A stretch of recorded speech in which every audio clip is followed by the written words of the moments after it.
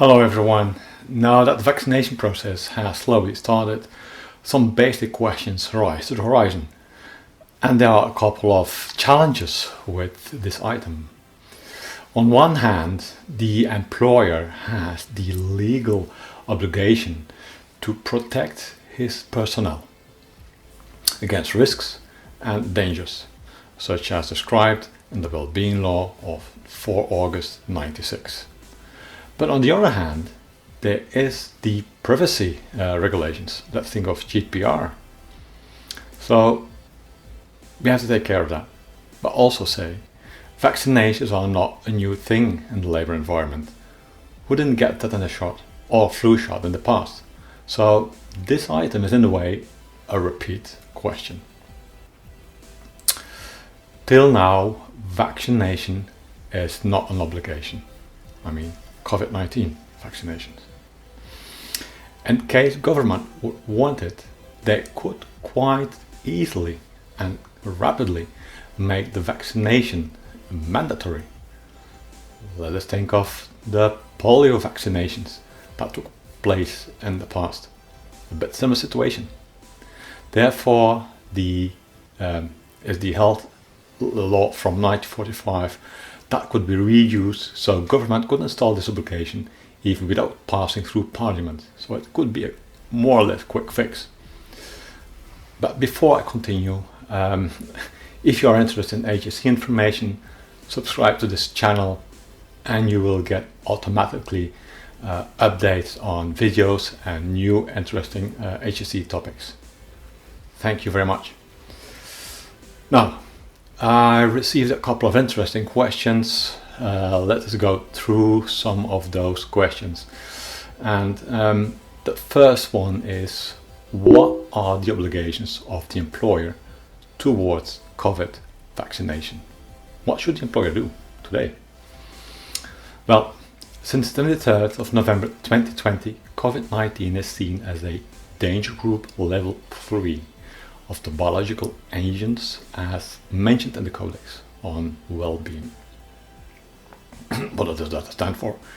A group 3 biological agent is an agent that causes serious disease in humans and pose a great danger to workers. It is likely to spread in the population, but effective prophylaxis or treatment is usually available. Okay, so clear, it's group 3. Yeah. This means that employers who employ employees, of course, who may or may be exposed to biological agents as a result of their work, I think of nurses, are obliged to perform a specific risk analysis. That's the key element, risk analysis in this regard. And among other things, also keep a name list of the exposed employees. The employer must also inform those employees about the possibility of getting vaccinated. If there is an effective vaccine available. Yeah, I believe there is.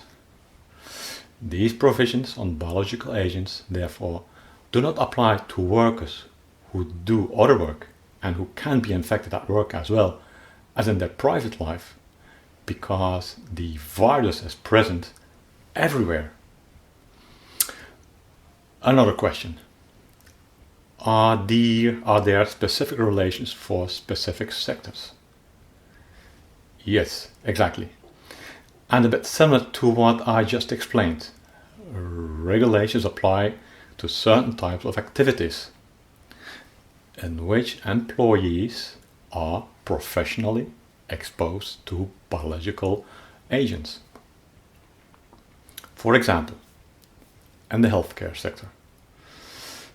In the context of the detailed risk analysis mentioned earlier, which is very important, particular attention should be paid to the possible presence of the virus in patients or in samples collected from them.